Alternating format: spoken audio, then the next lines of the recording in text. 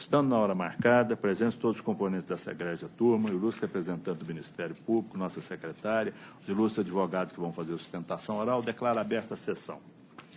Inicialmente, submeto a ata da sessão anterior ao exame dos eminentes colegas e, não havendo qualquer objeção, declaro-a aprovada.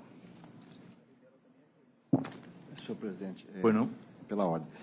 É só dar um aviso aí para os colegas e para os advogados presentes também, que amanhã a Escola Judicial vai promover aqui um debate, eu vou participar, sobre essa nova Lei 13.287 de 2016, sobre o trabalho da gestante e lactante em local insalubre, que está gerando muita controvérsia.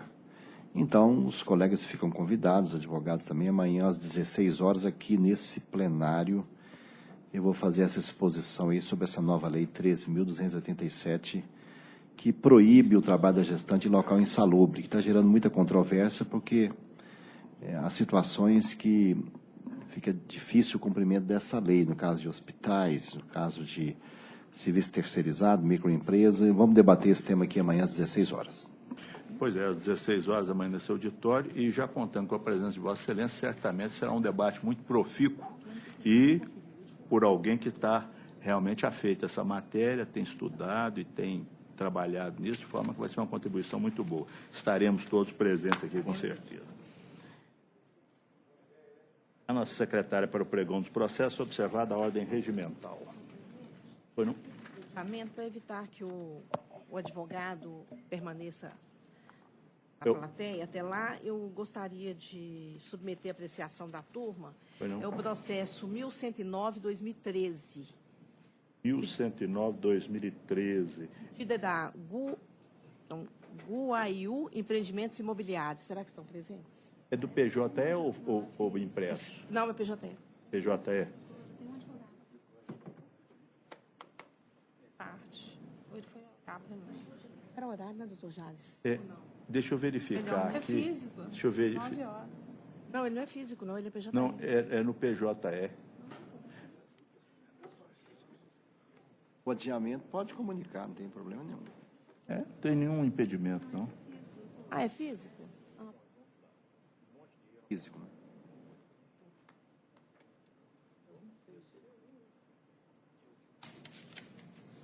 Abrindo aqui, doutora Maristela, para... Qual que é o número da pauta dele?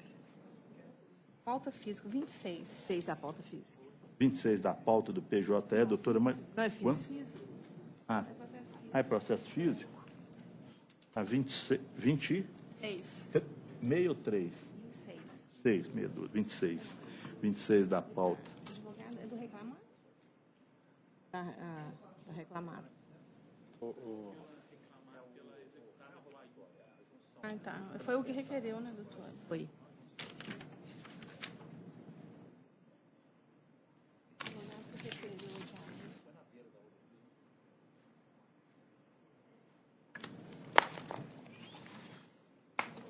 Processo físico. 26, não é isso, doutora Maristela? Sim, senhor. 26. Então, o processo 26 e ao Empreendimentos Imobiliários S.A., advogado Daniel de Castro Magalhães, agravado Paulo Roberto Porto, consultora Cercel Limitada, agravado Antônio Carlos Gonçalves Espólio, advogado Paulo Roberto Bedete da Silva e José Marcos de Souza Júnior. Doutora Maristela, então, decidiu... Ontem à tarde foi formulado um pedido de vista dos autos fora da secretaria e o consequente adiamento do julgamento. Eu estava tendente a não deferir, mas eu revi meu posicionamento, até adiantei para o estagiário que eu não ia deferir, eu vou deferir o adiamento e a vista por 2 dias para não atrasar, porque ele vai ficar adiado para a próxima sessão. E a vista por 2 dias. É isso, senhor presidente. Pois não. Então, o ilustre advogado já fica intimado que foi concedido o adiamento, concedida a vista pelo prazo de 2 dias, e o processo será julgado na próxima sessão, da próxima terça-feira. Obrigado. Próximo. Será o processo 37 da pauta, o primeiro da lista de sustentação oral. Falará o doutor Eduardo Vicente Rabelo Amorim, pelo recorrido. Relator, doutor Rodrigo.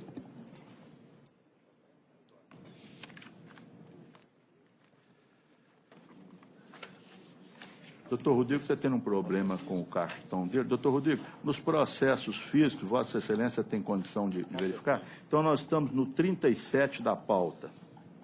É o processo 451/2015, Empresa Brasileira de Correios e Telégrafos, recorrida Nina Lúcia Gomes de Almeida Músico.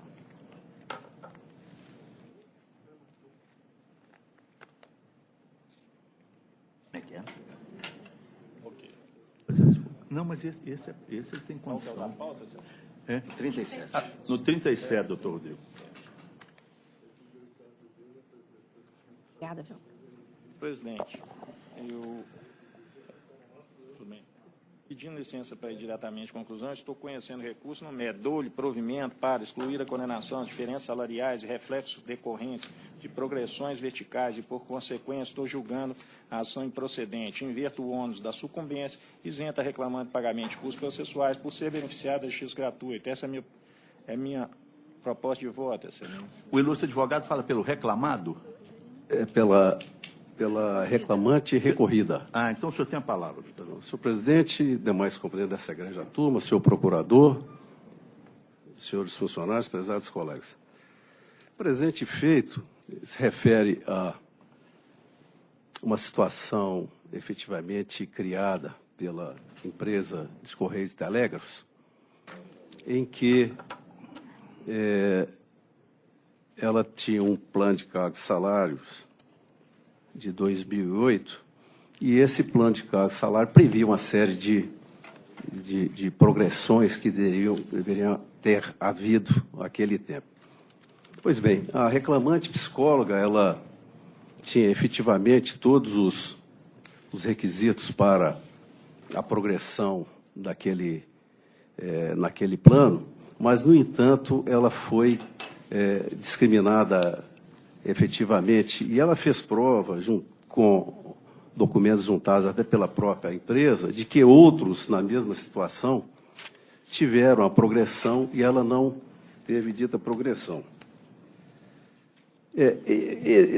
O fato desses estágios de desenvolvimento, júnior, pleno, sênior e master, eles foram bem delineados no próprio plano, e a reclamante demonstrou efetivamente quais seriam as qualificações e seus direitos dentro dos próprios requisitos fixados naquele plano. Em que pese isso, ela, com 18 anos de serviço para aquela empresa, ela não teve assegurado o direito às progressões e ficou por 18 anos na mesma função e na mesma categoria, sem, contudo, ter havido a progressão de que trata o próprio plano e que seriam fixados e deferidos conforme estatuído no mesmo. É de se pontuar que, na defesa a recorrida, a reclamada, ela alega que, num dos pontos, que não teria feito a progressão em vista do problema econômico-financeiro. A contradição, nesse caso aqui, é absoluta e se vê com clareza meridiana, porque tão logo após algum tempo, ela lança um outro concurso público. Ora, se existiam empregados que tinham a mesma situação jurídica que outros, tinham os requisitos, e, no entanto, não foram observados por ela, e, posteriormente, ela lança um concurso público para ocupação de cargos, dentre outros, de psicóloga. Então, existia e existe, ao contrário do alegado, o aporte financeiro para que outros empregados ou outros concursados pudessem ser admitidos e participar das progressões que, porventura, tivessem posteriormente. A gente pensa que essa arguição, ela foi até mesmo, a nosso sentir, de extrema má-fé. Ora, se não existe a capacidade financeira, por que então editar um novo edital e com ele pretender que outros pretensos candidatos no mesmo cargo pudessem ser e foram de fato e assumiram de fato esses cargos? Então, essa contradição, ela é absoluta e faz com que a tese defensiva caia por terra. Então, esperando, com todo respeito ao entendimento do ilustre relator, que esse tribunal reveja a posição e proveja e mantenha a respeitável decisão, negando provimento ao recurso, uma vez que assim se fará a almejada justiça. O que se espera? O eminente relator. Senhor presidente, essa situação aqui, não obstante a sustentação oral, brilhante como sempre, eu peço vênia para manter o meu voto, é aquela situação da conveniência e oportunidade da administração pública.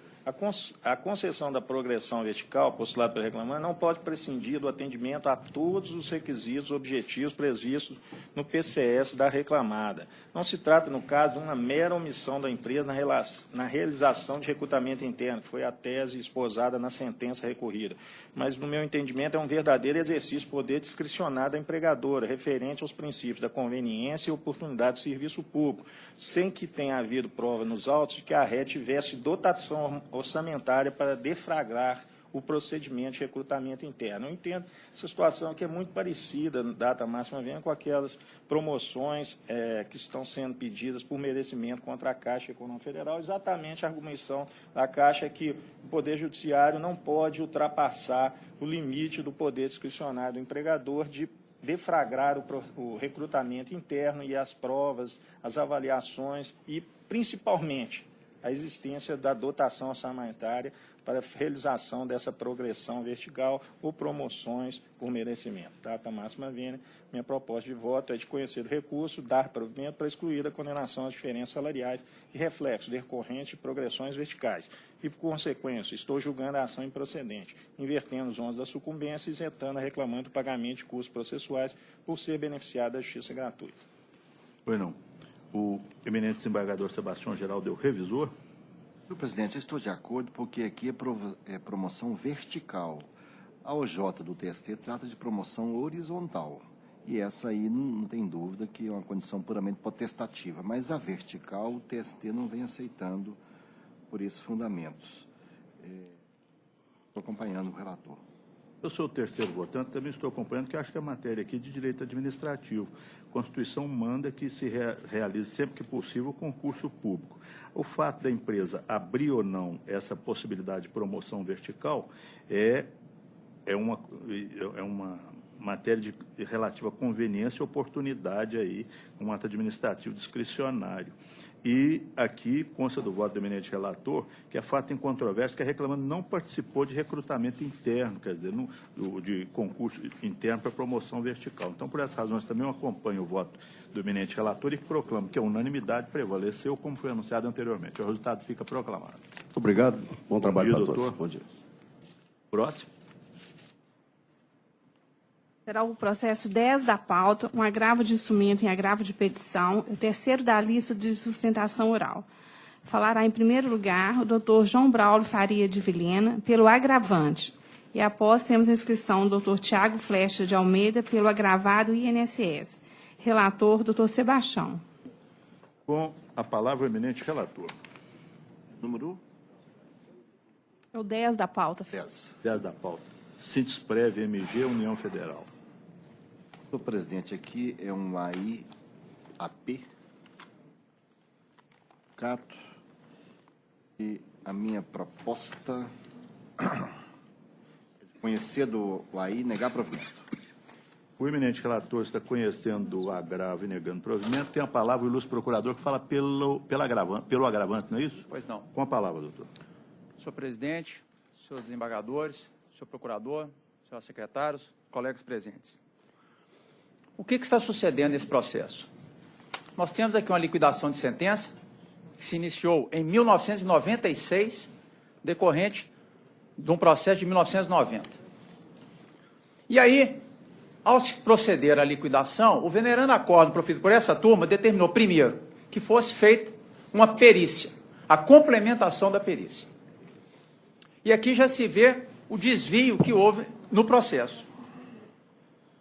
A perícia foi esquecida, o comando do venerando acórdão dessa turma aqui, ainda no processo principal, foi esquecido, e o juiz inverteu a ordem da marcha processual.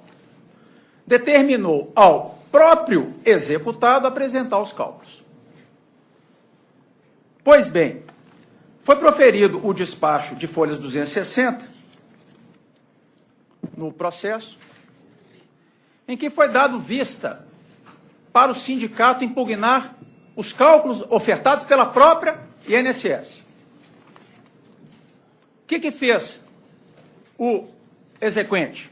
Fez uma impugnação muito bem fundamentada, trouxe documentos e dizendo que aquela conta estava errada, que queria que fosse apresentar os documentos, que mandasse para a perícia. Aí sobreveio o quê? Um novo despacho, que deu vista para o INSS, para ele apresentar uma planilha de resumo de cálculos. Ou seja, os cálculos são os mesmos, porque só mandou apresentar os resumos.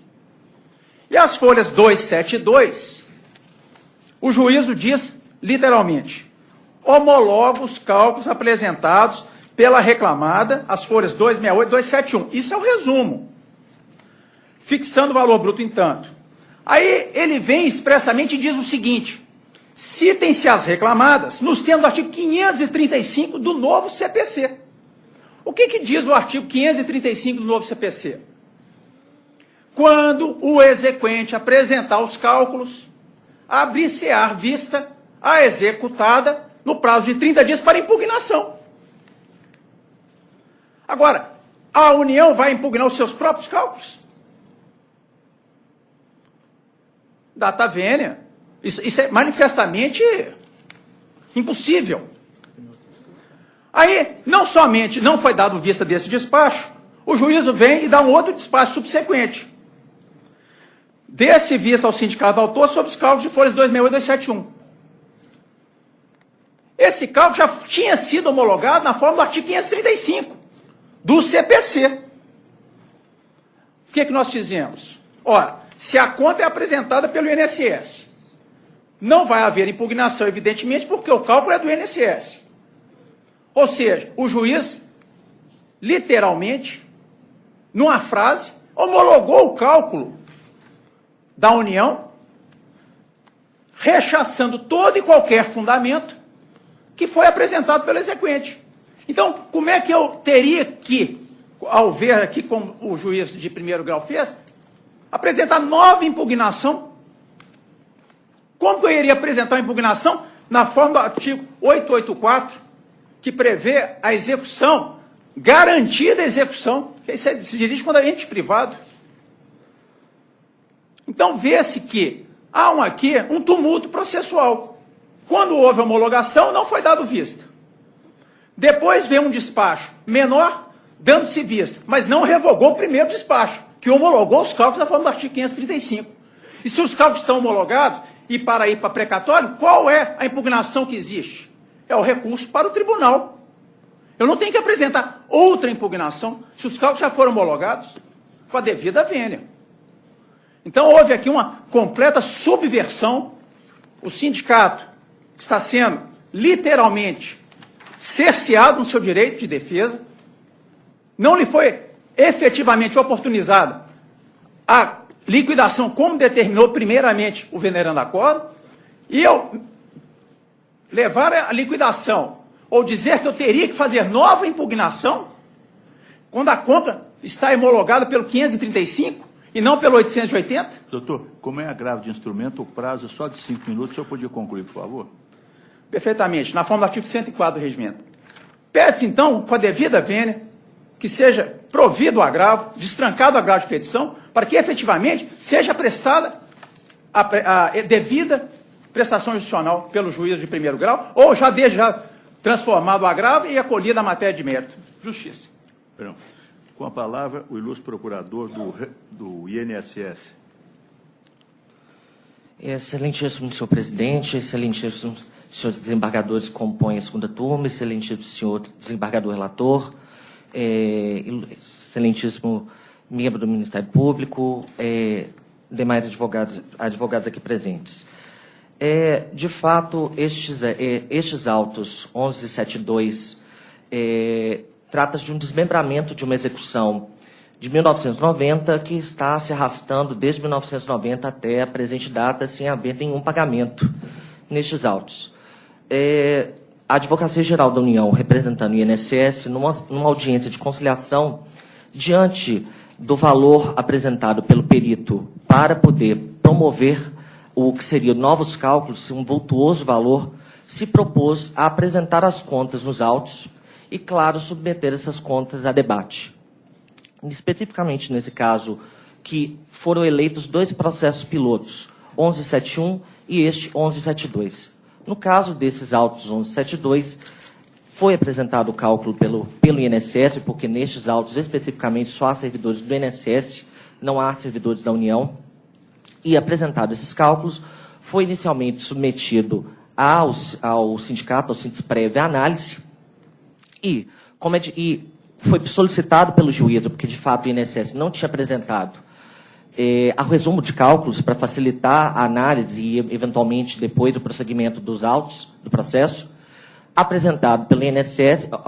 Antes disso, o Sinduspreve apresentou sua impugnação aos cálculos e,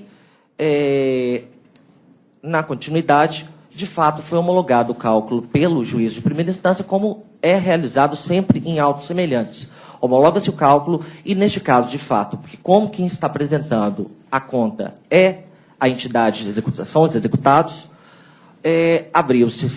determinou-se a citação do INSS e da União para caso tivesse alguma resignação a fazer. De fato, tendo nós apresentados os cálculos, não haveria nenhuma resignação, e, na sequência, foi aberto vista ao Sinduspreve para que depois o juízo, como sempre acontece, seguindo o artigo 884 da CLT, que jurisprudência do TST, unânime, é aplicável à Fazenda Pública, fosse analisado o mérito das impugnações, e como já se comprometeu o INSS em estar nesses autos, então estão em todos os outros 200 autos que compõem uma execução cujo valor ultrapassa R$1 bilhão, toda determinação que o juízo fizer, que os entes públicos concordarem, os cálculos serão adequados. Então, infelizmente, esses autos subiram extemporaneamente, porque o outro processo piloto, 1171, está, neste momento, voltou da contadoria, está no INSS, para poder estar na Advocacia Geral da União, para serem analisados eventuais pontuações que a DSCJ fez, e este, infelizmente, subiu diretamente sem que o juízo de primeira instância pudesse apreciar a impugnação. Então, de fato, não houve apreciação da impugnação, porque o sindicato, ao invés de se manifestar que fosse mantendo as razões da impugnação que já haviam sido feitas, preferiu, desde já, de antemão, interpor recurso de agravo de petição. Então, o INSS o INSS quer requerer seja negado o provimento ao agravo de instrumento e, na remota hipótese de ser provido o agravo de instrumento, que seja sobrestado esses autos até que a finalização da liquidação do processo 1171, que é o piloto, termine, para que, a partir dele, nós teremos todos os parâmetros de cálculo que serão adotados nos demais processos desmembrados dessa execução coletiva já de anos, desde 1990. Obrigado. Doutor, só um esclarecimento que eu não ouvi direito. É milhão ou bilhão? Bilhão. Com B mesmo, né? B mesmo. Então, tá. Este valor gira em torno de 1 bilhão, ao todo. Bueno, com a palavra, o eminente relator. Senhor presidente, 1 bilhão juntando todos os demais. Aqui veio um processo piloto, não veio porque houve Ele explicou essa volume grande de exequentes, então foi dividido. Senhor presidente, diferentemente do que você sustentou advogado exequente, o que eu estou querendo garantir aqui é não cercear o direito de prova.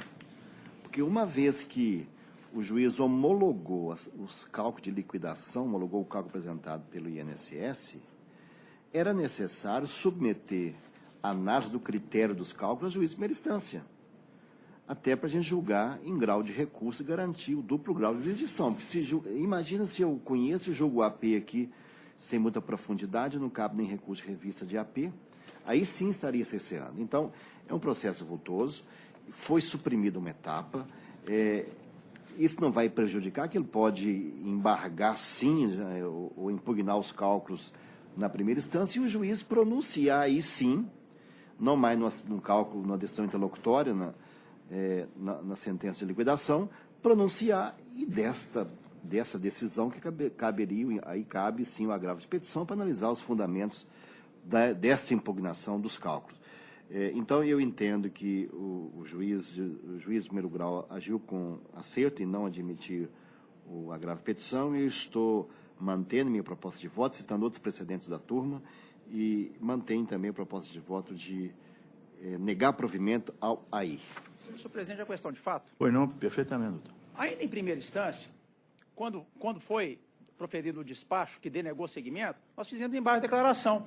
Expressamente, o juiz de primeiro grau, isso é fato, ele falou assim, não, você perdeu a oportunidade, agora eu estou vendo o voto, vai voltar, tem oportunidade, vai reabrir a oportunidade, e expressamente o juiz já afastou essa chance.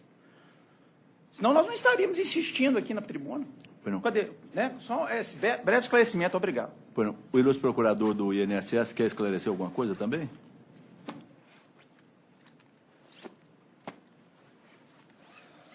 Excelentíssimo senhor presidente, de fato, não há como negar, a resposta embaixo de declaração foi essa mesmo.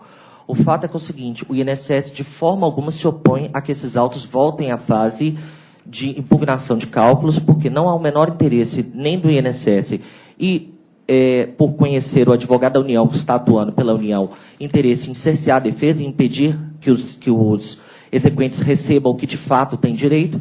Então, de fato, o que o advogado me antecedeu procede, a resposta aos embargos de declaração foi essa mesma. Agora, o INSS não se opõe de forma alguma a que os autos voltem a serem analisados pelo juiz de primeira instância e, na sequência, sim, como dito pelo excelentíssimo senhor desembargador relator, possa ser, de fato, apreciado pelo tribunal. Obrigado, doutor, pelo esclarecimento. O Ministério Público também quer a palavra? Pela ordem, há interesse público aqui, que o sindicato representa interesse numa categoria. O Ministério Público opinou nesse processo, lembrando que as razões de impugnação do sindicato não foram apreciadas pelo juiz. Aliás, ele disse que, ao receber a longa e minuciosa impugnação, despachou determinando a apresentação dos casos, que depois apreciaria as razões da entidade sindical, e não apreciou, homologando de logo isso. E há um grave prejuízo, então, à defesa da categoria representada aqui pelo ilustre advogado. Por isso, o Ministério Público opinou pela devolução, até para que esse contraditório se estabeleça lá na origem. Senão é um grave prejuízo, porque os cálculos foram homologados muito rapidamente e precipitadamente da Tavênio. O eminente relator? Senhor presidente, estou julgando apenas o AI. O AI é prematuro, não ocorreu. Agora, o que vai ocorrer depois, nas outras etapas, terá toda a tramitação regular, que vamos apreciar, inclusive, no futuro, agravo de petição, se for o caso. Neste momento, o entendimento é que foi prematuro, e aí, certamente, vai adotar as medidas cabíveis. Se ocorreu ou não estou pronunciando aqui, porque eu só estou julgando se caberia ou não subir o agravo. E, nesse aspecto, eu estou mantendo o voto e negando o provimento. Me parece que a preocupação do ilustre advogado do sindicato é no sentido da preclusão, mas aqui, no caso, o voto de Vossa Excelência esclarece bem, não há preclusão ainda. A matéria vai voltar para o meritíssimo juiz dar a sentença de liquidação, não é isso? Sim, ele homologou os cálculos, julgou e homologou. Agora, se o juiz agiu com acerto ou não numa questão anterior, isso vai ser discutido em outra etapa. Caberia aí aqui? Não. Caberia subir o agravo? Não, porque ele não pronunciou a respeito. Parece que eu estou entendendo o seguinte, exatamente isso. O receio do sindicato é que ele não possa, como os cálculos foram apresentados pelo INSS, o juiz, o sindicato impugnou, e o juiz não, como foi dito no parecer do Ministério Público, e o juiz não julgou. Então, eu vejo que a preocupação dos advogados do sindicato é exatamente com essa possibilidade de depois haver uma declaração mas de nessa preclusão. etapa eu não vou entrar agora, não, porque eu estou julgando se cabe ou não, caberia ou não subir o recurso. Isso não cabe. Agora, as demais questões periféricas, se o juiz agiu com acerto ou não, isso pode ser solucionado numa etapa futura, e não nessa etapa do julgamento aí. Vossa Excelência tem razão, porque senão a gente estaria avançando no exame do... Senhor presidente, posso pedir de novo? Pois não, perfeitamente. Embora insistindo, o primeiro pedido que há no agravo de instrumento é que se conheça, converta e mande voltar o agravo de petição. É o primeiro pedido que está aqui na peça de interposição do agravo de instrumento. É esse pedido. Inclusive, o próprio INSS concorda com isso. Ora, se o INSS concorda com o retorno dos autos, outro caminho não há que um provimento para mandar voltar, ué. Com a devida vênia. É um esclarecimento aqui que foi dito em alto e bom som. Concordo com o retorno dos autos. Muito obrigado. Não há dificuldade alguma, e vai voltar mesmo. Pois não, doutor. Senhor, Pode me esclarecer. Quanto mais esclarecimento, melhor. O INSS, e aqui mais uma vez eu exponho, o INSS concorda que os autos retornem, porque de fato, e isso o advogado que me antecedeu tem razão, de fato, pela decisão que está agora, como já foi inadmitido o agravo de petição na origem e o agravo de instrumento se mantiver trancado, não vejo qual seria o outro caminho a ser dado ao processo. Como, de fato, o INSS não quer que nenhum dessas execuções fique distinta das outras, porque todas, se ele é um processo piloto, quer dizer que todas têm que andar da mesma forma. Se, por um acaso, se detectar que há erro de cálculos nesse, de fato, eu não gostaria que os servidores que compõem este processo fossem prejudicados em relação aos demais.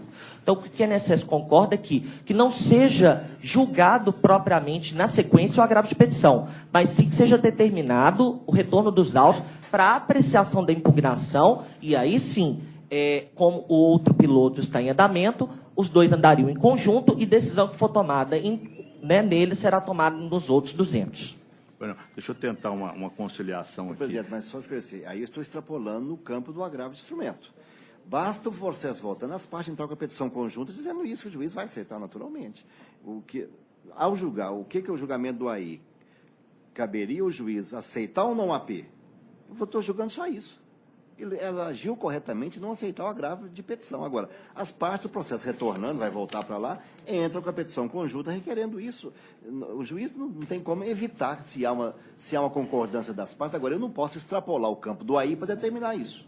Não, só perguntar uma coisa aqui, se Vossa Excelência concorda. Nós poderíamos colocar, Vossa Excelência poderia colocar um último parágrafo, dizendo o seguinte, como de acordo com as manifestações do Ministério Público, dos ilustres advogados, o processo retornará quando será apreciada a impugnação aos cálculos com o normal procedimento. Vossa Excelência concorda? Sim, porque aí eu não Claro. tenho... tecnicamente eu não posso decidir, mas agora as partes, inclusive, manifestarem interesse conjuntamente, seja reapreciado, eu coloco acréscimo no fundamento dessa forma. Perfeito. Isso satisfaz ambos os advogados? Nosso fundamento só, né? Nosso fundamento. O Ministério Público também está de acordo, seria isso, né? Então, eu, com essa... Excelência, porque nós temos uma sentença que já disse ao contrário.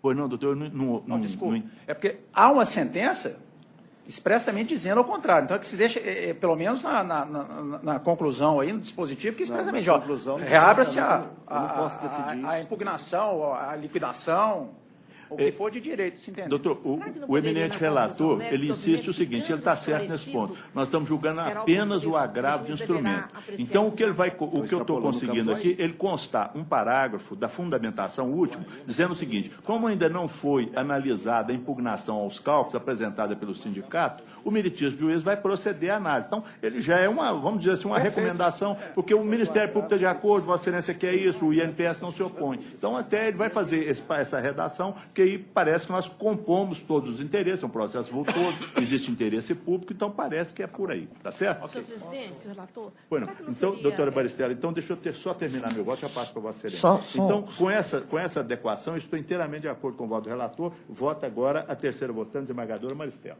Só fazendo uma intervenção, caso fique mais seguro, e aí me comprometendo com os advogados que representam o Sinduspreb, se houver interesse desse tribunal em que se abra vista ao INSS, para que o INSS manifeste expressamente nos autos que, aplicando-se a teoria dos negócios jurídicos processuais, que o INSS concorda que os autos retornem à fase de análise da impugnação, retome o seu curso dessa fase para frente, eu me comprometo a manifestar no prazo que for dado por esse tribunal.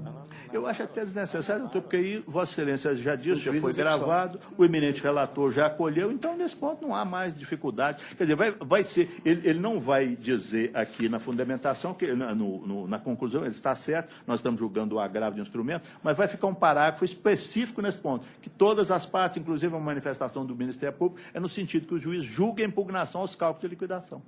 Certo? Há interesse de todo mundo, inclusive da Justiça, de resolver, não de dificultar. Nós estamos brigando muito pelo interesse comum, então não há. Doutora Maristela? Bom, eu sugeriria, porque já tem uma decisão de embargo falando que há preclusão, né? Então, eu sugeriria que colocasse que não pode prevalecer entendimento esposado nos embargos declaratórios, considerando que não há preclusão quanto à impugnação aos cálculos. Isso, ou não? Isso eu acho que não cabe, porque nós estamos julgando apenas um agravo de instrumento. O campo do agravo de instrumento é limitado a isso. Eu vou colocar que as partes concordaram da tribuna fazer assim, o que é recomendável, mas eu vou colocar isso na fundamentação, não como decisão minha. Na fundamentação eu vou colocar. Tá. O que o doutor Sebastião, doutor Marcelo, nesse ponto ele está certo. Nós estamos julgando só se era cabível. Tecnicamente, Agora, o receio do advogado também do ilustre advogado tem razão de ser, porque depois, se o juiz chegar a não aceitar, ele vai ter que entrar com um novo recurso, etc. Então, acho que aqui, dessa maneira, satisfazemos os interesses de todas as partes, que, aliás, é o interesse da justiça e do interesse público. Então, proclamo que a unanimidade prevaleceu o voto do eminente relator com essa alteração que ele vai fazer na fundamentação. O resultado fica proclamado. Muito obrigado, viu? Bom dia, doutor. Desculpa a insistência. Bom dia. Próximo. É o processo 20 da pauta, segundo da lista de sustentação oral, falará a doutora Maria Luísa Pereira Issá, pelo recorrente, relator doutor Jales. Recorrente GSA Estado de Minas, Carlos Antônio do Prado Cortes, recorridos mesmos. Eu sou o relator, vou diretamente à conclusão. Conheço de ambos os recursos ordinário e adesivo, rejeito as preliminares e no mérito nego-lhes provimento. É a minha proposta de voto. Tem a palavra a ilustre procuradora. Boa tarde a todos. Excelentíssimo presidente, o senhor negou provimento aos 2 recursos.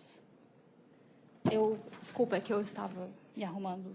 O senhor poderia ler novamente a conclusão? Desculpa. Perfeitamente. Conheço de ambos os recursos, ordinário e adesivo, rejeito as preliminares e no mérito nego-lhes provimento.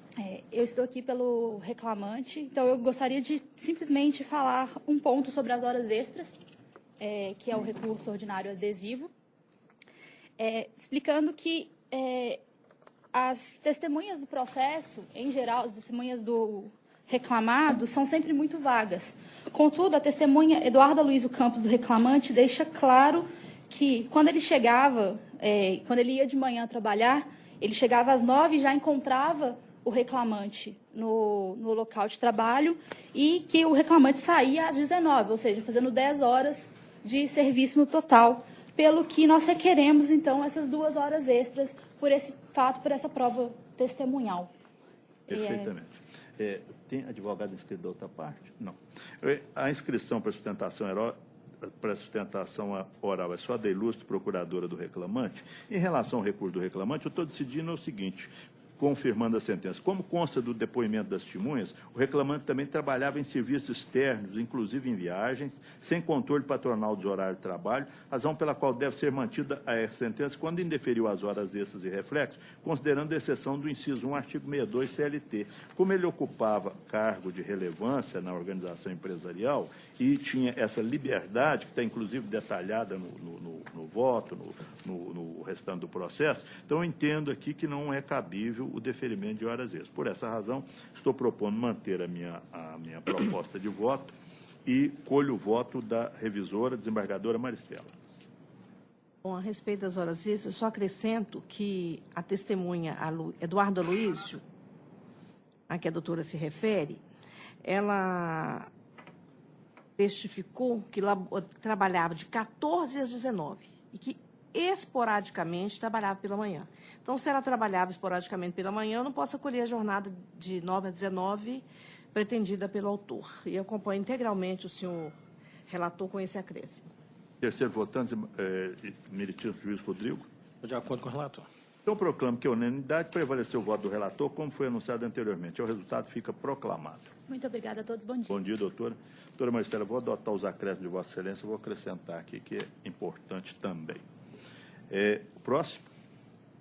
A mesma advogada se sentará no processo 35 da pauta, o 5º da lista de sustentação oral. A doutora Maria Luísa falará pelo agravante. Relator, doutor Rodrigo. Então, com a palavra, o eminente relator. 35, presidente. 35. Associação Salgado de Oliveira Educação e Cultura, Unitri, Patrícia Teixeira da Miss Rezende. Senhor presidente, indiretamente a conclusão, estou conhecendo a agravo petição no MED, né, provimento apelo, custo no importe 44,26 pelo agravante. A ilustre procuradora fala pela reclamante, não é isso? Pela reclamada, pela agravante. Pela Associação Salgado de associação. Conhecendo, então a senhora tem a palavra, doutora. Bom dia a todos, primeiramente. Eu gostaria só de ressaltar alguns pontos do nosso agravo de petição.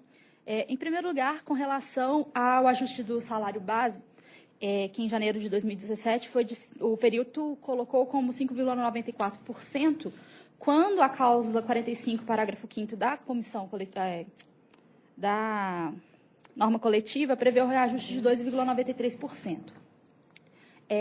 A reclamada afirma que não há comprovação nos autos de que houve os demais reajustes, contudo, o acordo de folhas 60 a 83 aponta que houve um acordo entre a reclamada e o sindicato que comprovam a utilização dos percentuais anteriores previstos na norma coletiva.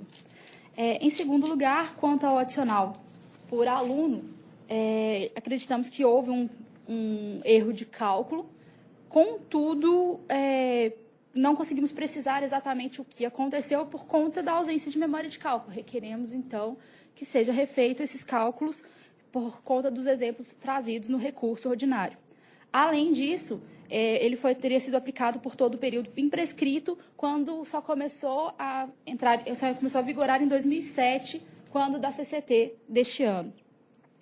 E, além disso, a sentença, ela deferiu apenas a dobra das férias, contudo o período oficial indicou a dobra também do terço constitucional, o que nós impugnamos. E este é o meu ponto. Muito obrigada. Bueno. O eminente relator. Presidente, a questão do salário aula base, a questão aqui é de aplicação da CCT, não havendo prova de acordo coletivo específico para o reajuste relativo ao ano de 2003, desculpa. Então, nesse caso, eu entendo que o perito agiu corretamente de aplicar a cláusula da CCT de 2006 e 2007.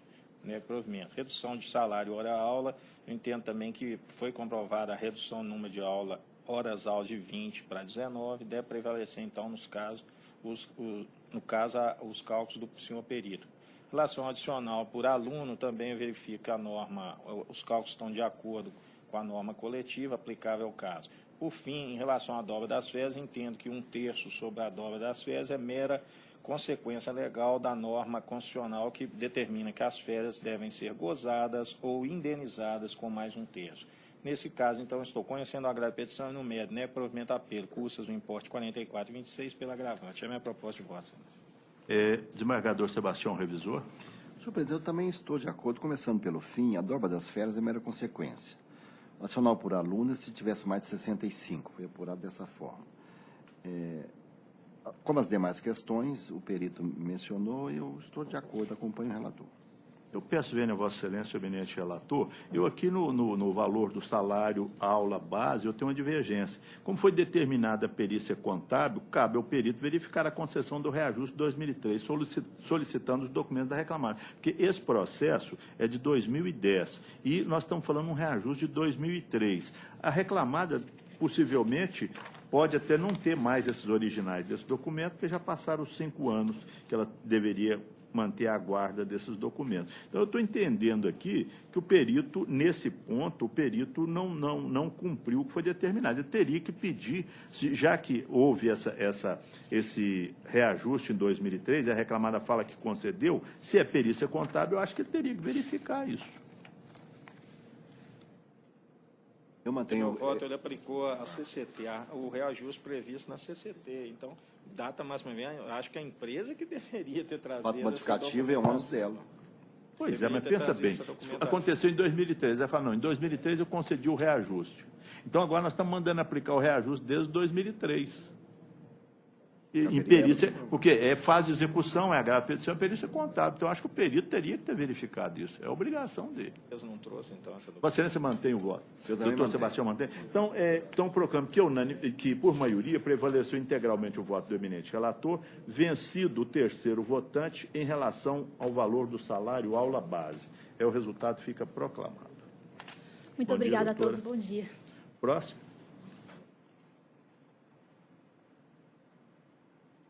Processo 12 da pauta, é o quarto da lista de sustentação oral. Falará a doutora Núbia Helena de Souza Carvalho, pela recorrente. Relator, doutor Jales. Então, vou diretamente à conclusão. Processo Associação Municipal de Assistência Social AMAS, Daniele Costa e Silva é a recorrida, também é recorrente, ambos recorrentes. Conheço de ambos os recursos ordinários no mérito do provimento ao apelo da reclamada para excluir da condenação as diferenças salariais e seus reflexos e julgar improcedente a ação reclamatória, prejudicada a análise das demais matérias impugnadas em ambos os recursos. Investidos os ônus da sucumbência, as custas de R$ 2.118,05, calculados sobre o valor dado à causa, R$ 105.902,56, fica como encargo da reclamante isenta pela concessão da assistência judiciária. A ilustre advogada fala pela... Reclamada, excelência. Pela reclamada? Isso, recorrente. A senhora guardaria o primeiro voto divergente? Sim, por favor. Não existe sustentação oral da parte contrária. Então, a doutora Maristela é revisora. Estou integralmente de acordo. Terceiro votante, doutor Rodrigo. Então, proclamo que a unanimidade prevaleceu o voto do relator, como foi anunciado anteriormente. O resultado fica proclamado. Obrigada, bom dia. Bom dia, doutora. Próximo. Processo 23 da pauta, o sexto da lista de sustentação oral. Falará doutor Silvio Mendonça Filho, pela primeira recorrente, Sociedade Educacional Uberabense. Relatora, doutora Maristela. Doutora Maristela, por favor, anuncie sua proposta de voto. Estou conhecendo do recurso ordinário interposto pela reclamada e, no mérito, estou dando parcial provimento para reduzir a condenação alusiva ao trabalho aos domingos à dobra do número de horas e frações trabalhadas nesses dias.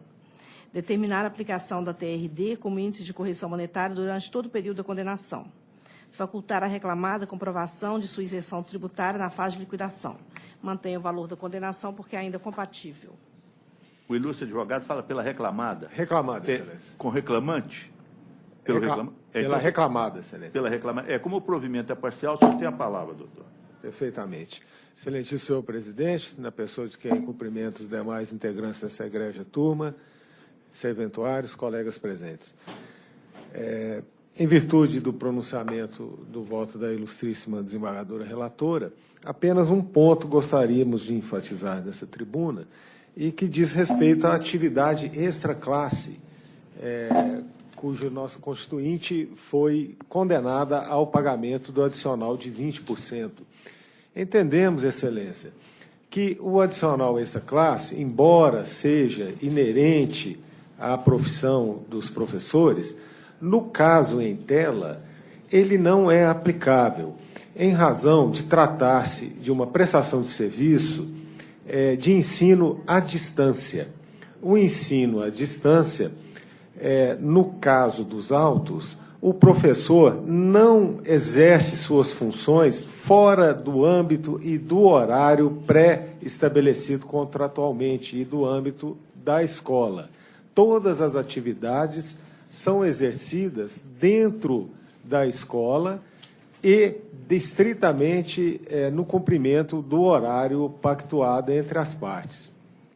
Vejam, Vossas Excelências, que a ilustre julgadora de piso entendeu que houve uma confissão por parte da reclamada em relação às atividades extraclasse, Mas data máxima vênia não é o que está dito na contestação. A contestação apenas discorreu que aquelas atividades feitas fora do atendimento ao aluno, ou seja, correção de provas, de trabalhos, preparação de aulas, tudo é feito dentro do seu horário de trabalho. Essa prova passaria essencialmente pela oitiva da testemunha, senhor Renner, que foi indeferido a sua oitiva por parte da ilustre julgadora. Então, especificamente nesse ponto, pedimos vênia à ilustre relatora e pedimos que a interpretação dada pela julgadora de piso seja novamente avaliada por parte de vossas excelências. Com essa consideração final é que pedimos o provimento sobre esse ponto inerente ao adicional extra classe. Muito obrigado. Eminente relatora. Bom, como bem pontuado na origem, com relação à atividade extraclasse, na própria defesa reclamada, ela descreve as atividades extraclasse. Ademais, eu entendo que a cláusula 31ª da Convenção Coletiva 2014-2016 não exclui o professor que ministra a aula à distância do direito ao pagamento adicional extraclasse. E o professor, ele não chega lá e dá uma aula, vai chegando e vai ministrando a aula. É lógico que há um preparo. E esse preparo, normalmente, é feito em casa. Ele não chega lá e pega o conteúdo e ministra. Ele tem que preparar a aula. E o fundamento maior, para mim, é que a cláusula 31ª não exclui o professor que ministra a aula à distância. Portanto, eu mantenho a minha proposta de voto. Essa é a proposta de voto da eminente relatora. Segundo votante, desembargador Rodrigo. Aliás, revisor. De acordo, senhor. De acordo. Terceiro votante, desembargador Sebastião. Também estou de acordo. Então, a unanimidade prevaleceu o voto da eminente relatora, como foi anunciado anteriormente. O resultado fica proclamado. Muito obrigado. Bom dia a todos. Bom dia, doutor. Da pauta de sustentação processo impresso terminar. Então, doutores, vamos ao PJE.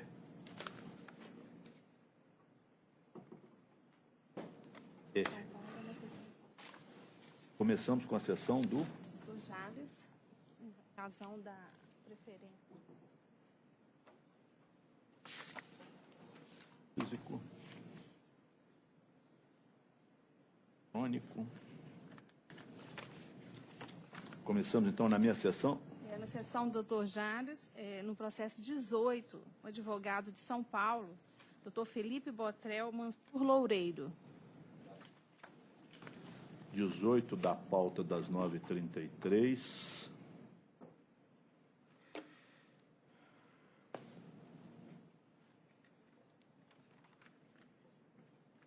Minutinho só, por favor, doutor. Está abrindo a tela aqui. Leonardo Pedrosa Camilo de Souza e Devanley Ventures do Brasil, Comércio, Importações, Exportações, Participações Limitadas. A minha proposta de voto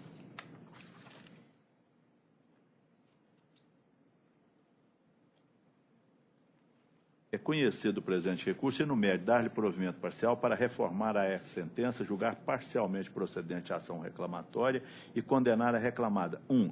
Na restituição dos valores descontados a título de contribuição negocial e contribuição assistencial. 2. Por ocasião da fase de liquidação, juntar os recibos de salário do período contratual não prescrito para provar os valores descontados de forma indevida. Para efeito de incidência da contribuição previdenciária, fica declarada a natureza indenizatória das parcelas da condenação. A atualização monetária incidirá a partir do primeiro dia do mês subsequente ao desconto, súmula 381 do Colente TST. Incidirão juros de maior de 1% ao mês sobre o principal corrigido, contado da data da propositura da ação, para o artigo 39 da Lei 877/91, na forma da súmula 200. Invertidos os ônus da sucumbência, as custas processuais ficam como encargo da reclamada, no importe de 20, calculado sobre o valor arbitrado da condenação de R$1.000. Tem a palavra o ilustre procurador. Eminente presidente, demais desembargadores, é um prazer estar aqui na tribuna, que é do meu estado de origem, eu moro agora em São Paulo, mas me parece que, então, a questão ficou bem residual da contribuição, era uma ação arriscada, eu ia fazer uma sustentação a respeito da prova testemunhal, que a juíza notou que houve indícios de depoimento exagerado, que a gente corria o risco de uma liquidação de quase 200 mil, e essa depoente, ela inclusive ainda litiga conosco. Então, eu não vi, né, na realidade, a fundamentação, mas acredito que deve ter sido a fundamentação que rechaçou o recurso ordinário do reclamante.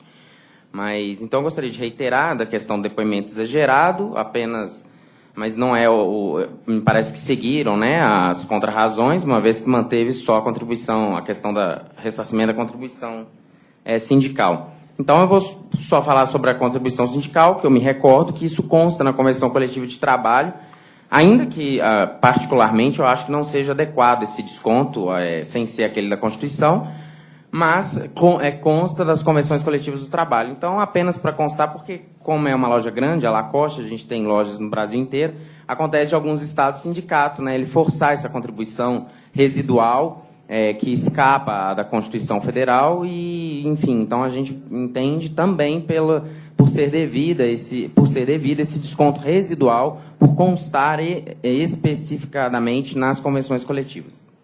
É isso, obrigado. Pois não. Aqui, doutor, só para maior conhecimento de vocês, o que eu estou deferindo aqui é a restituição dos descontos, dos valores descontados a título de contribuição negocial e contribuição assistencial. Tem, inclusive, súmula do Supremo Tribunal Federal, dizendo que, no caso, só cabe o desconto dos empregados sindicalizados e, além disso, exige uma autorização do sindicato. E estou determinando que, na fase de liquidação, a empresa apresente os valores descontados para que possa ser apurado o valor. Essa é a proposta. Sim, excelente. Apenas gostaria de reiterar, eu concordo 100%, inclusive, academicamente, que é um absurdo. Mas vocês imaginam como que é, né? Aí o sindicato fica em cima, a gente tem que dar uma orientação preventiva, mas é excelente.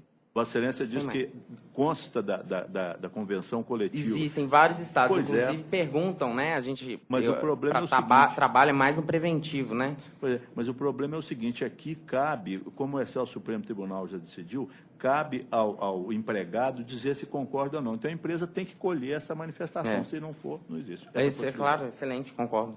Bueno. Desembargadora Maristela é revisora? De acordo. Terceiro votante, desembargador Rodrigo. Então, proclamo que a unanimidade prevaleceu o voto do relator, como foi anunciado anteriormente. Obrigado. Bom dia, doutor. Bom dia. Próximo.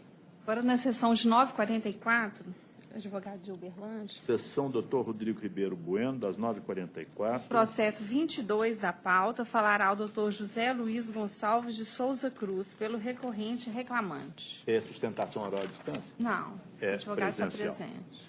Então, 22 da pauta, não é isso? Sim. Recorrente Edson Heraldo Dorigum e Souza Cruz S.A. Doutor Rodrigo, o eminente relator, com a palavra. Presidente, o processo é complexo, eu peço licença para ir diretamente à conclusão. Estou conhecendo o recurso ordinário no mérito do provimento parcial apelo do autor para anular a sentença tendo em vista que foi prolatada a decisão extra-petita e em violação à competência prevista no artigo 114, incisos 1 e 9 da Constituição Federal, por descaber a esse especializado decidir o enquadramento do invento do autor como modelo de utilidade. B. Deferir ao autor a indenização pela utilização da invenção do reclamante no valor de 50% do salário base mensal do reclamante no período contratual não prescrito, conforme marco definido na sentença de origem, 12/2/2010, até dezembro de 2013, conforme a perícia técnica. E, C, excluir da condenação a multa por interposição de embargos declaratórios protelatórios pelo reclamante. Estou declarando que, sob os direitos de propriedade industrial do empregado, não incidem contribuições previdenciárias, mas incidem recolhimentos para o imposto de renda. Estou invertendo o ônus da surincumbência quanto aos honorários periciais agora a cargo da reclamada e atribuo à condenação o valor de R$100 mil, com custas de R$2 mil pela reclamada. Essa é a minha proposta de voto. O ilustre procurador fala pelo reclamante. Bom dia, desembargador presidente, desembargador relator, ilustre representante do Ministério Público.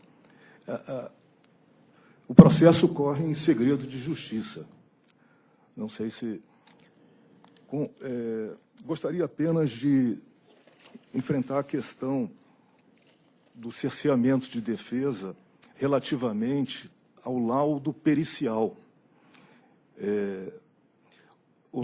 Foi apontado no recurso ordinário dezenas de equívocos. E, em especial, eu queria chamar a atenção de um fato curioso. o objetivo da perícia foi descrita pelo douto juízo de piso, no sentido de que o perito apurasse se na linha de talos funcionaria a máquina inventada pelo reclamante. O senhor perito não respondeu a esse quesito. Chamo a atenção de Vossas Excelências para a resposta ao quesito da Souza Cruz, ao item 9. Só um segundo, por favor.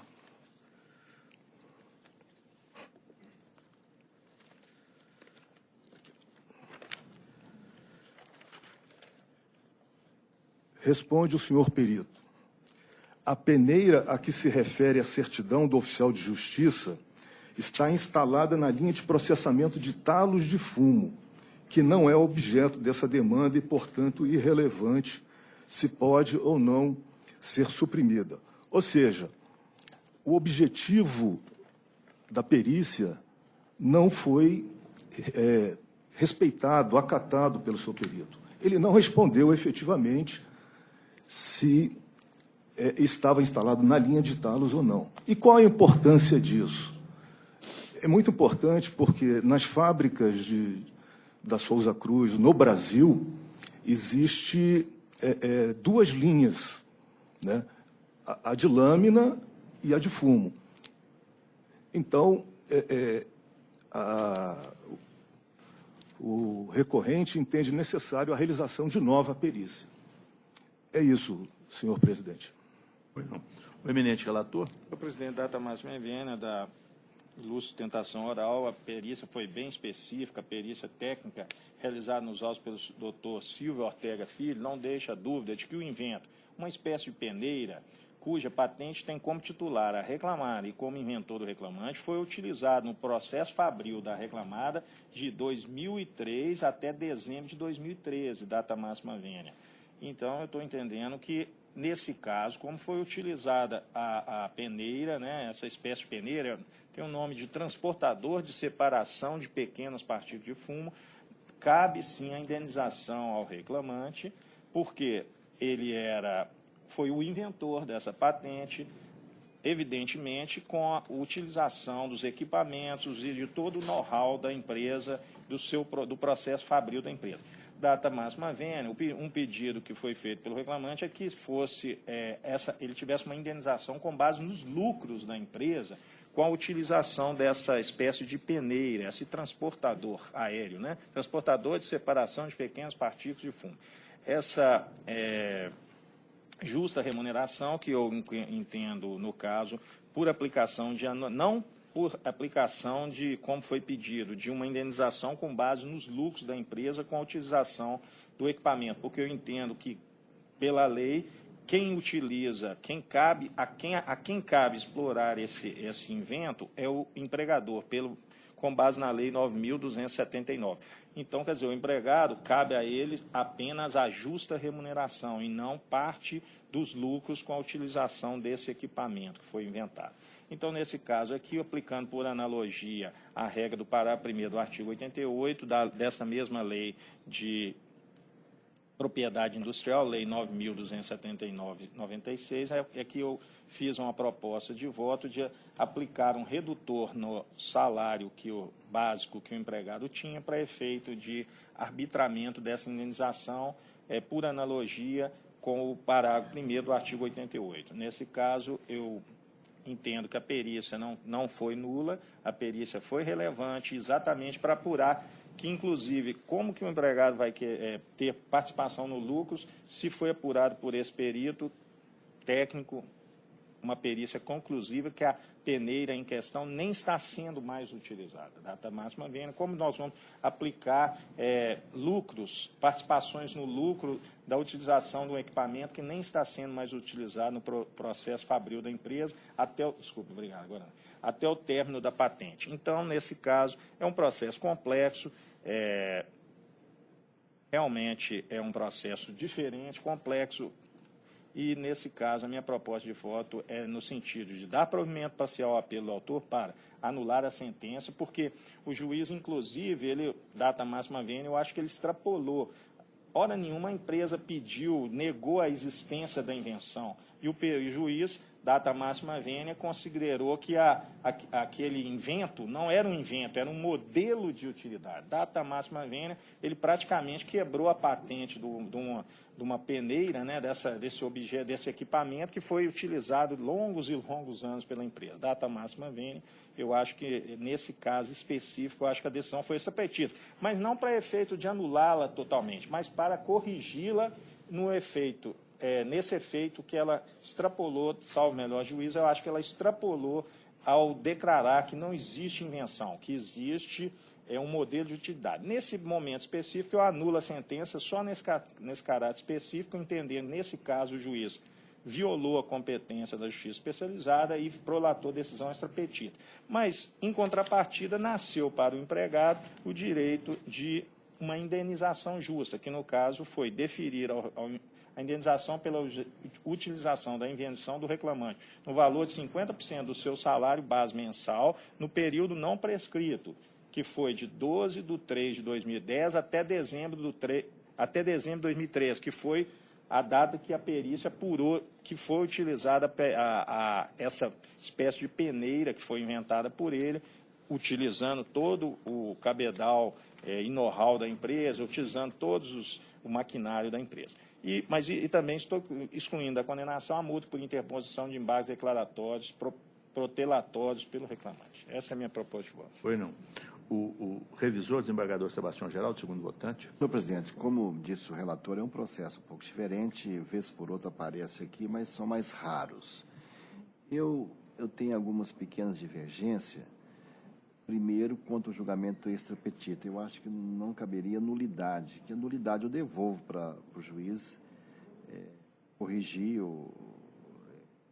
nova sentença. Eu posso reformar ou excluir, se entender que há ultra petita, mas mesmo assim não entendo, porque eu acho que está dentro da competência desse trabalho definir o que foi feito, se é invenção, se é modelo de utilidade ou não, para aplicar as devidas consequências no âmbito trabalhista.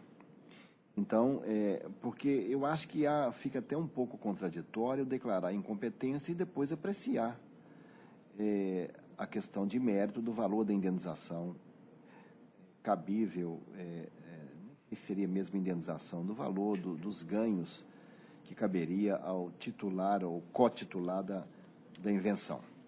Então, e acho também, uma situação como essa, acho que não caberia apurar o valor pelos ganhos obtidos pela empresa e nem pelo salário. Eu acho que deveria ser arbitrado em situação de mercado quanto custaria essa invenção, e eu deixaria isso para a fase de liquidação.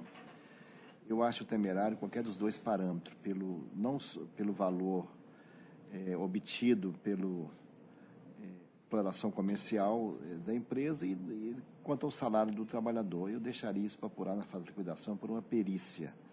São só essas três pequenas anotações de não entender a questão da incompetência. Eu acho que nós somos competentes, sim, para apreciar isso. Acho que estaríamos dentro, também não vislumbraria nulidade por esse aspecto, e deixaria o valor da invenção para apurar na liquidação de sentença. Bueno, eu sou o terceiro votante, como Vossa Excelência disseram, esse processo é um processo diferente, portanto, cada um apanha uma análise faz a análise segundo a visão do conjunto. Eu aqui peço vênia a Vossa Excelência, eu mantinha a sentença pelos próprios fundamentos. Essa era a função do reclamante, ele trabalhava era nisso mesmo. E é um pequeno invento de uma correia transportadora de partículas, transportador de separação de pequenas partículas de fumo. Então, o reclamante trabalhava era nisso mesmo. Eu não vejo aqui nem direito de invenção. Se ele trabalhava exatamente nisso, eu aqui negava provimento. Mas como eu vou ficar vencido aqui, porque Vossa Excelência, de toda maneira, estão dando provimento parcial, acho que vai prevalecer o voto do médio do eminente relator. Agora, doutor Rodrigo, doutor Sebastião tem razão num ponto, nesse ponto eu acompanho ele. Não poderia ser nulidade, aqui é uma reforma parcial. Se Vossa Excelência concordar em alterar, ao invés de nulidade, uma reforma parcial da sentença para declarar nesse ponto. Então, lá, inclusive, na própria conclusão, essas duas. na própria conclusão, extra petita e incompetente, rejeitar, ao invés de isso, exatamente. Então, Vossa Excelência faz a rejeitar essas adaptação. preliminares, mas entrando no mérito da invenção do empregado. Exatamente, não. Vai prevalecer o voto de Vossa Excelência, que é o voto médio. Doutor Sebastião tinha outro entendimento, eu também. Eu rejeito, realmente. Aí Vossa Excelência faz uma adaptação do voto, que aqui, ao invés de anular, foi reformada parcialmente a sentença, não é isso? Não, fica rejeitada, né, as preliminares, e já parte para a questão de mérito, que é a invenção. Vossa Excelência prefere levar o processo para fazer a conclusão e trazer na próxima sessão, ou pode ficar... Para fazer aqui, é só que ficaria aqui, doutor. O provimento parcial recurso para deferir ao autor a indenização, e rejeitando né, as preliminares de decisão extra petita e de incompetência da Justiça do Trabalho, no mérito, deferir ao autor, aí, já parte para a letra B, seria ali, ó. Perfeito. Na conclusão, partir para a letra B. Então, mas rejeitando as preliminares, não é isso? Perfeitamente. Então, o doutor Rodrigo vai fazer a adaptação. Então, prevalece integralmente o voto do relator, vencido parcialmente o segundo votante e parcialmente também o terceiro votante em pontos diferentes. Esse é o resultado que fica proclamado. Obrigado. Bom dia, doutor. Agora, na sessão de 9h30, aliás, desculpa. 9h30, doutor Sebastião. Doutor Sebastião. Processo 8 da pauta, falará o doutor Paulo de Tarso Ribeiro Bueno. 8 da pauta. Doutor Sebastião, relator, e quando tiver possibilidade, pode anunciar sua proposta de voto.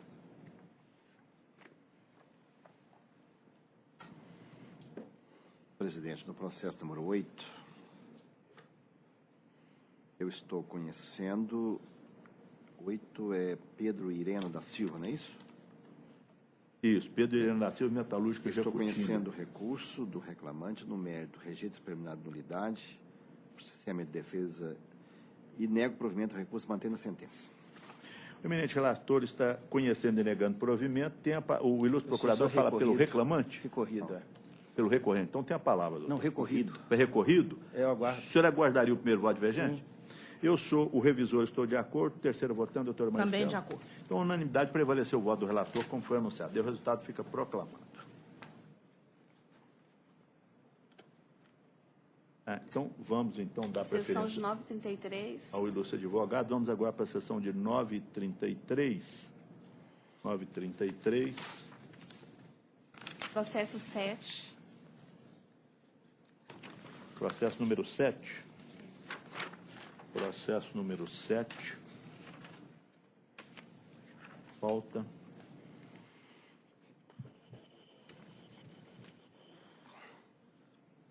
Recorrente Maria Vita da Rocha, recorridas Letícia de Moraes Lessa e Maria Aparecida Lessa. Eu vou diretamente à conclusão. Conheço do presente recurso ordinário e, no mérito, nego-lhe provimento. Aqui o ilustre procurador fala pela recorrente ou pela recorrida? Recorrido também. O senhor aguardaria o primeiro voto divergente? Sim. Doutora Maristela é a segunda votante? De acordo, senhor presidente. De acordo. Terceiro votante, doutor Sebastião, em virtude do impedimento, doutor Rodrigo Ribeiro Esse Bueno. é o 7 ou o 9? É o 7 da pauta, da minha pauta. 9h33.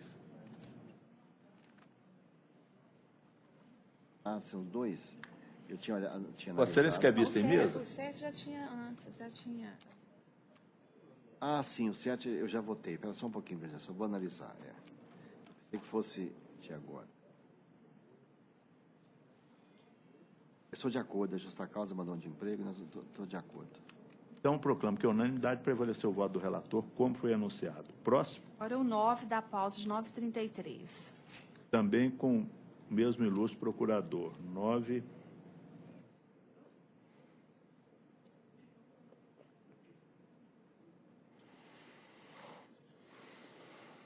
Levino de Souza Vieira, Metalúrgica Jacutinga. Conclusão é longa. Estou propondo conhecer do recurso ordinário no mérito dar-lhe provimento parcial para afastar a declaração de inépcia e determinar o retorno dos autos à vara de origem para complementação da respeitável sentença, com análise e decisão da parte do pedido relativo às horas extras pelo trabalho realizado, depois da 8ª hora diária e da 44ª hora semanal, como se entender de direito, fica sobrestada a análise dos demais temas do recurso do reclamante. O ilustre procurador fala pela reclamada, tem a palavra. Bom dia, senhor presidente e demais componentes da turma.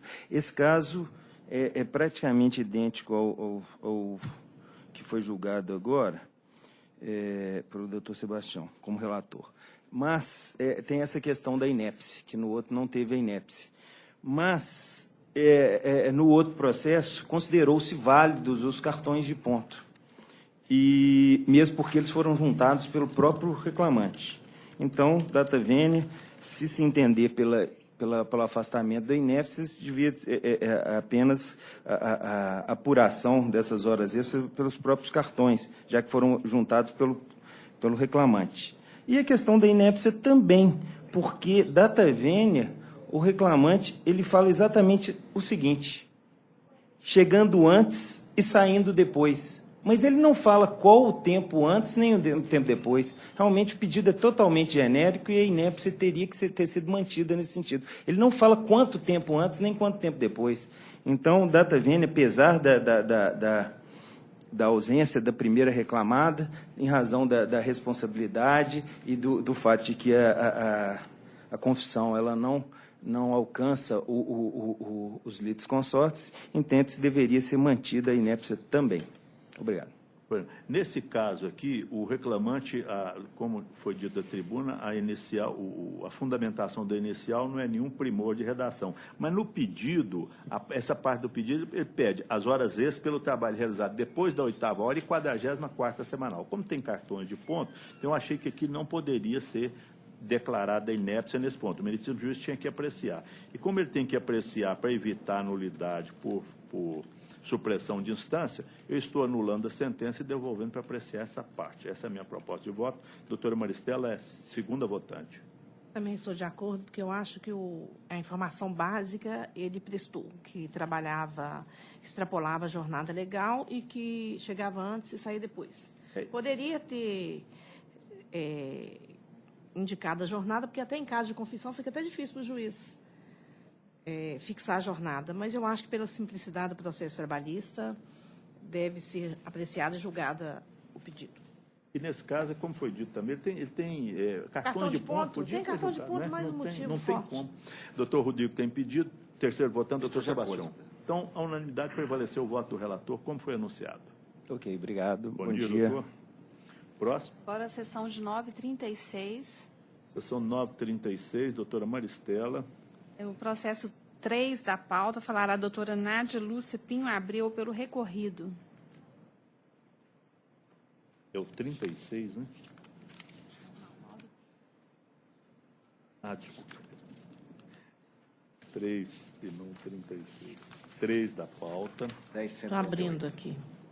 Isso, 3 da pauta. Doutora Maristela, quando tiver condição. Tá. Hoje tá bom. É o Jair, Celomital? Luciana. Não, abril foi do doutor Jales. Ai, meu Deus. É Luciana Maria Silva Franco de Assis, Instituto Cultural Nilton Ferreira. Deixa eu abrir aqui no meu pendrive.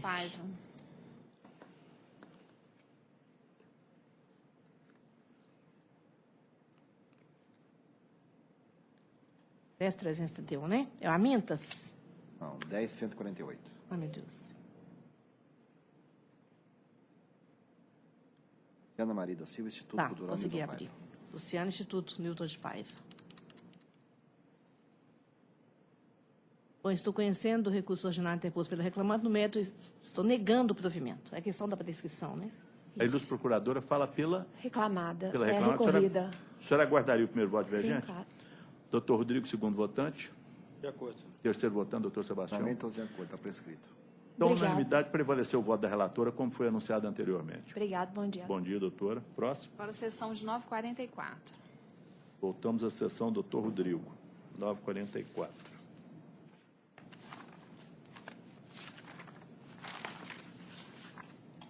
Processo 24, dois advogados inscritos, doutor Antônio Fernando Guimarães pelo recorrente e após doutora Amanda de Campos Martins Fontes pela recorrida.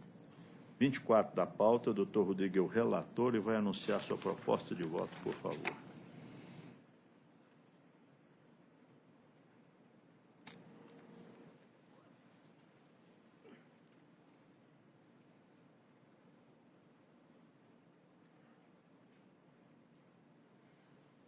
Com licença para ir diretamente à conclusão, processo número 24, eu estou conhecendo os recursos ordinários, à exceção da preliminar de incompetência da Justiça do Trabalho quanto às contribuições devidas às entidades de serviço social por ausência de interesse recursal. No mérito, dou provimento parcial ao recurso do reclamante para condenar a reclamada ao pagamento da indenização do FGTS não recolhido sobre as parcelas pagas no período de vínculo de emprego reconhecido, observado o disposto no artigo 15 da Lei 8.036 de 90. Nego provimento ao AP da reclamada e elevo o valor arbitrado da condenação para R$ 55.000, com custo no importe de R$ 1.100 pela reclamada. É a minha proposta de voto. Senhor. O eminente relator está dando provimento parcial. Com a palavra, o ilustre procurador do reclamante. Senhor desembargador presidente, senhores desembargadores, ilustre representante do Ministério Público do Trabalho, senhora secretária, nobre colega, apenas uma única frase. Não se pode dar ao mesmo fato duplo enquadramento jurídico. O reclamante era PJ, entre aspas, depois foi admitido como empregado. Se era empregado, consequentemente, como PJ também ora, sempre fez as mesmas coisas, sempre trabalhou da mesma maneira, de forma pessoal, subordinada, não eventual e remunerada. Pede-se que seja confirmado o voto do ilustre relator.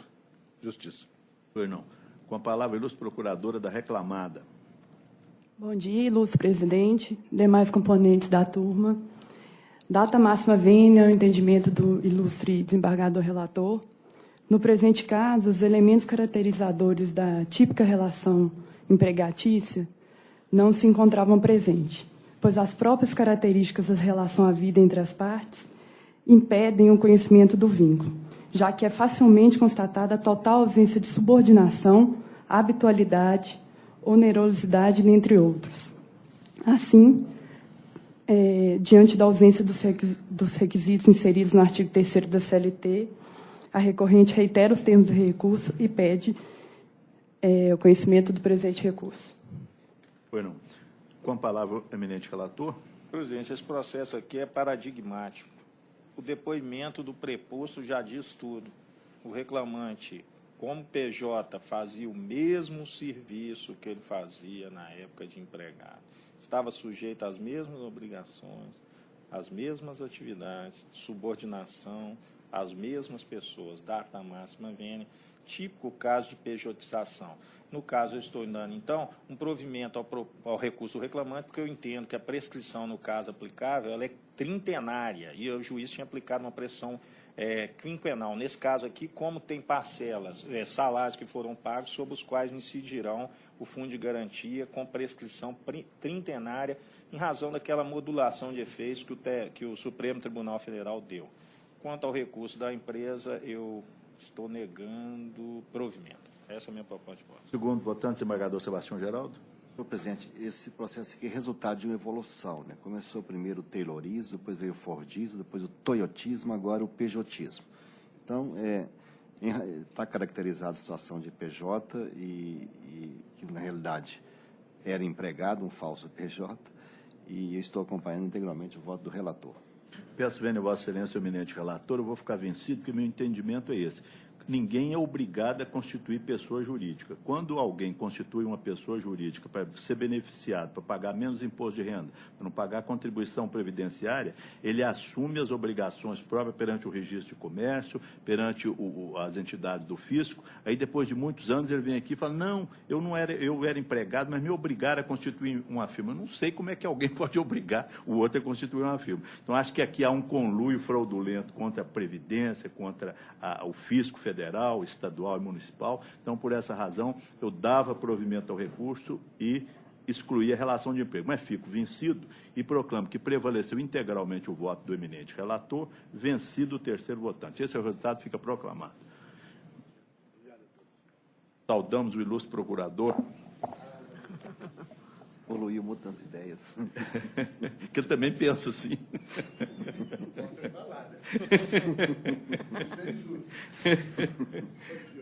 Próximo. É o 30 da pauta. Falará a doutora Cristiane Pereira pela recorrente. 30 da pauta, doutor Rodrigo. 30, só um minutinho, senhor. 30.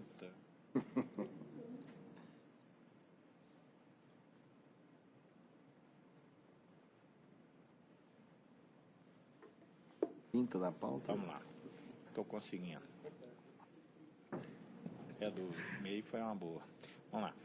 Não deferir hora de... Não, tá. Conheço... Doutor Rodrigo, Janaína Oliveira Rabelo de Góes e Caixa Econômica Federal. São os recorrentes e os recorridos. Quando Vossa Excelência tiver condição... Ok. Pedindo licença para ir diretamente à conclusão, Perfeito. O processo 30, né, da pauta. Eu estou conhecendo os recursos e no mérito do provimento parcial aos apelos da reclamante e da reclamada para ser excluída da condenação o pagamento das horas extras além da sexta, mantendo-se a condenação da reclamada ao pagamento das horas extras laboradas além da oitava, no período de 4/12/2010 a 28/6/2012, quando ela foi gerente de atendimento, nos termos da fundamentação do voto. E ainda, do provimento parcial ao apelo da ré para determinar que a contribuição previdenciária, cota patronal, não seja incluída na base de cálculo dos honorários assistenciais. Estou reduzindo o valor arbitrário da condenação para R$ 15.000, com custos processuais no importe de R$ 300 pela reclamada, que poderá requerer a devolução do valor pago a mais para recorrer mediante solicitação à Secretaria de Orçamento desse regional. É a instrução normativa número 2/2009 da Secretaria do Tesouro Nacional. É a minha proposta de voto, senhor. A procuradora fala pela... Reclamante. Reclamante, a senhora tem a palavra, doutora. Excelentíssimo senhor desembargador presidente, demais componentes dessa egrégia turma, com todo respeito ao entendimento do ilustre relator, a presente reclamação trabalhista traz pedido de horas extras, além da sexta diária, inclusive também além da oitava, e mais o horário do intervalo entre a jornada, sob 2 fundamentos. Há o fundamento do enquadramento da autora no artigo 224 caput da CLT, ou no parágrafo 2º do artigo 224 da CLT também, e há também a causa de pedir com relação ao direito adquirido ou à condição mais benéfica incorporada ao contrato de trabalho da autora, que foi admitida na Caixa Econômica Federal em 1989, quando vigia o normativo interno da Caixa, o PCS 89, que estabelecia a jornada de 6 horas para todos os cargos comissionados. A respeitável sentença de primeira instância julgou procedente o pedido da autora, dando provimento e condenando a Caixa ao pagamento de todas as horas extras, além da sexta, com base no direito adquirido na condição mais benéfica incorporada ao contrato de trabalho, pelo que trouxe todas as razões, os normativos, os IDs, aos quais a autora tem direito. Há alguns pontos de insurgência também no recurso da reclamante, e no caso, 3 principais são a consideração do protesto judicial ajuizado pelo sindicato assistente da autora em setembro de 2013, no qual a autora requereu fosse considerado.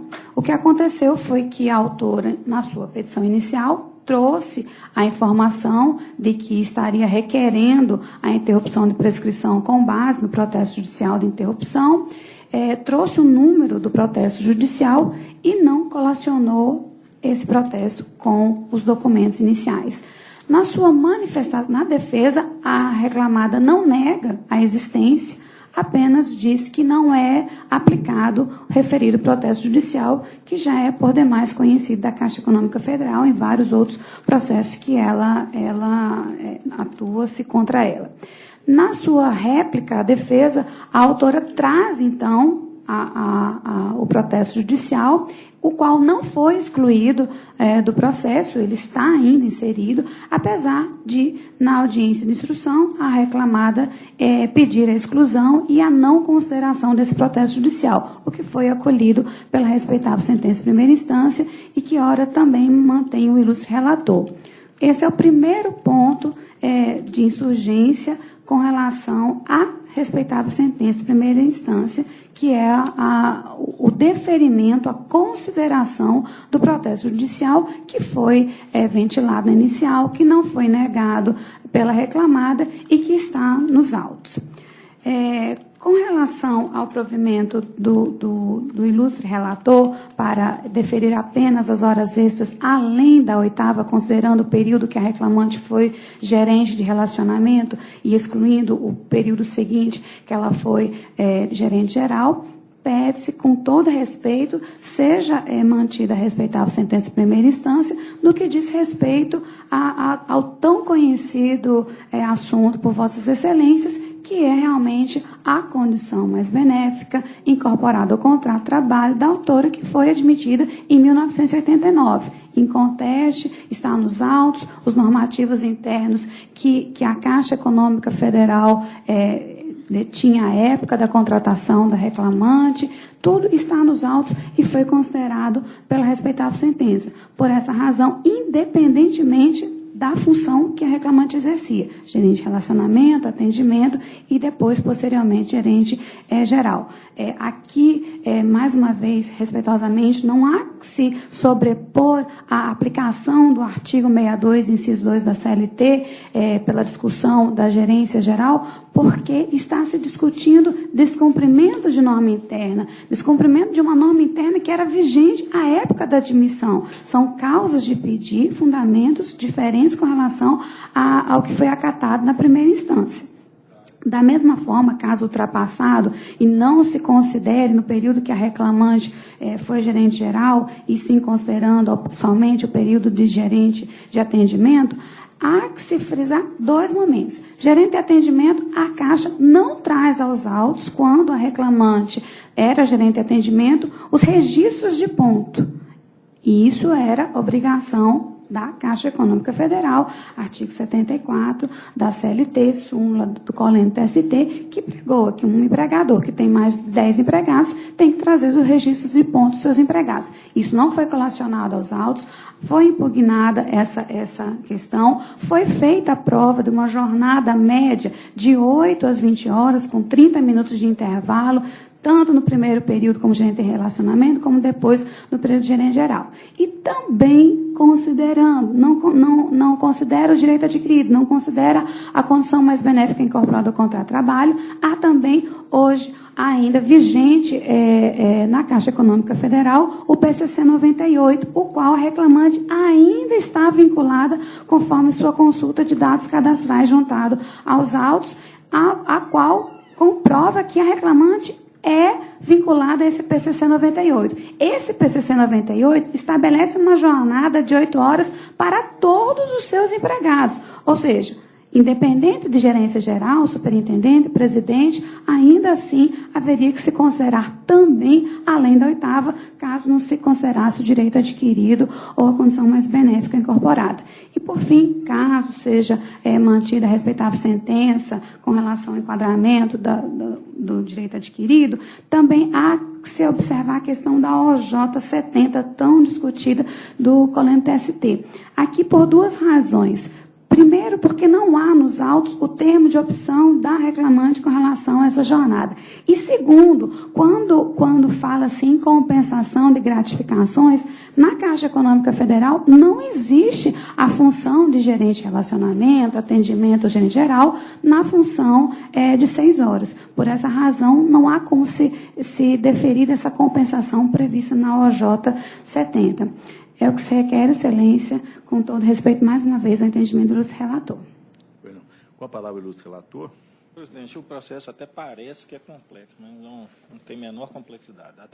A prescrição foi aquela questão de oportunidade, com a inicial, a reclamante foi até confessada à tribuna, não trouxe o documento relativo ao processo judicial, não vejo como acolher, então, a prescrição pela interrupção pelo processo judicial. A prova aí foi feita a destempo. Com relação às horas extras, é fato incontroverso no período imprescrito, a reclamante ou foi gerente de relacionamento ou foi gerente geral. A tese esposada da tribuna, que foi acolhida pelos juízes de primeiro grau integralmente, foi a aplicação de um plano de cargo e salário, de um normativo da Caixa, que conferia jornada de 6 horas para todos os seus funcionários, independente se exerciam cargos ou não, cargos de comissão ou não. Data máxima, bem entendo que esse normativo está totalmente superado. A reclamante já participou de outros planos de cargos e salários. No momento que ela aderiu a outros planos de cargos e salários, ela já automaticamente passou a gozar da jornada de 8 horas ou de 6 horas, dependendo do cargo que ocupa. Data máxima, a lei também já foi mudada, o artigo 224, o caput, já incorporou os funcionários da Caixa a questão da jornada de 6 ou de 8 horas, e as normas coletivas também fazem total diferenciação entre os funcionários da Caixa que ocupam cargos de bancários comuns daqueles que exercem cargo em comissão. Data máxima, não vejo como se aplicar esse normativo interno da Caixa e entender que todos os funcionários da Caixa, independente da função, têm jornada de 6 horas. Inclusive, o nobre julgador de primeiro grau deferiu horas extras, inclusive no período em que a reclamante foi gerente geral. Não vejo como subsistir a sentença nesse aspecto. A matéria desafia até súmula do TST número 287. Com relação ao período, especificamente, em que a reclamante, no período não prescrito em que ela foi gerente de atendimento, eu entendo que a função dela era comissionada. Nesse caso, ela tinha jornada, então, estava sujeita a jornada de 8 horas. E como a empresa, a reclamar, não trouxe o ponto, foi feita, então, a fixação da jornada dela com base na média da prova oral. E, por essa média, eu verifiquei que ela tem direito a horas extras, não além da sexta, mas além da 8ª hora, por isso que eu estou dando um provimento parcial ao recurso para manter as horas extras além da 8ª.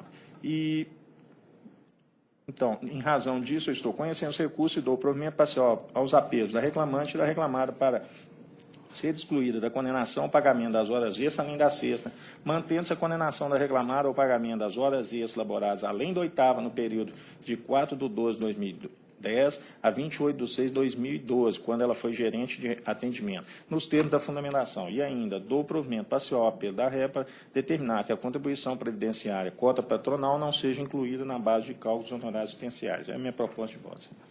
O eminente desembargador Sebastião Geraldo declarou o seu impedimento e, então, eu sou o segundo votante e acompanho o voto do eminente relator, salvo em relação às horas extras. Em relação às horas extras, na Caixa Econômica Federal, o Ministério Público moveu certa vez uma ação civil pública e ficou determinado o seguinte, que os empregados da Caixa chegam, ligam o terminal de computador, a partir daí começa a contar o período de trabalho. Quando eles desligam o computador no final do dia e saem, para de contar as horas trabalhadas. Então, eu só defiro horas extras em processo da Caixa Econômica Federal quando tiver marcada no ponto. Porque eu entendo, vem algumas alegações que, mas ele trabalhava fora do computador. É claro, mas ele não desliga o computador. Eu considero, não existe possibilidade do empregado desligar o computador para não marcar as horas extras sem prejuízo dele mesmo. Então, efetivamente, não defiro. Então, no recurso do reclamante, eu vou ficar vencido em parte, que eu não deferi as horas extras, e no recurso da reclamada, eu vou ficar vencido em parte, porque excluía todas as horas extras. No mais, acompanho o eminente relator por esse fundamento. Colho o voto da terceira votante, desembargadora Maristela. Eu apresentei uma divergência parcial, porque eu estava entendendo que a reclamante não exercia cargo de confiança no período que ela foi gerente de atendimento. Mas, relendo, eu abri aqui o depoimento, ela declarou com todas as letras que ela participava do comitê de crédito com voto igualitário. Então, eu estou acompanhando, estou retirando a minha divergência, acompanhando integralmente o seu relator.